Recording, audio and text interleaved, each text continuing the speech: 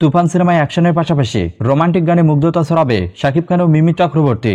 আসুন ছোট্ট এই ভিডিওর মাধ্যমে বিস্তারিত জেনে আসা যাক।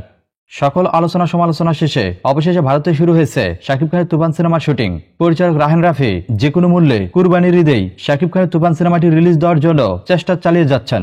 আর এই জন্য ঈদের লম্বা ছুটি না কাটিয়ে পুরো টিমকে সাথে নিয়ে ভারতের উদ্দেশ্যে উড়াল দিয়েছেন। আর ভারতে পৌঁছেই মাত্র একদিনের বিশ্রামের পরই সুপারস্টার শাকিব খানকে সাথে নিয়ে তুফান সিনেমার কাজ শুরু করে দিয়েছেন।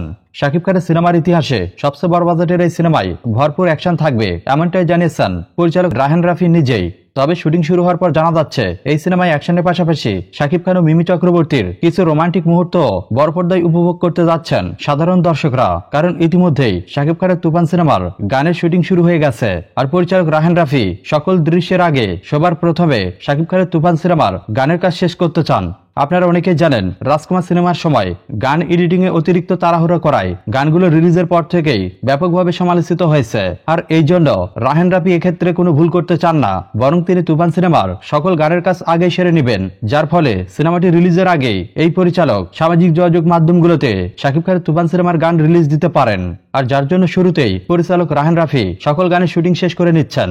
আর ইতিমধ্যেই তুফান সিনেমার টাইটেল গানের পাশাপাশি একটি রোমান্টিক গানের শুটিং শুরু করে দিয়েছেন।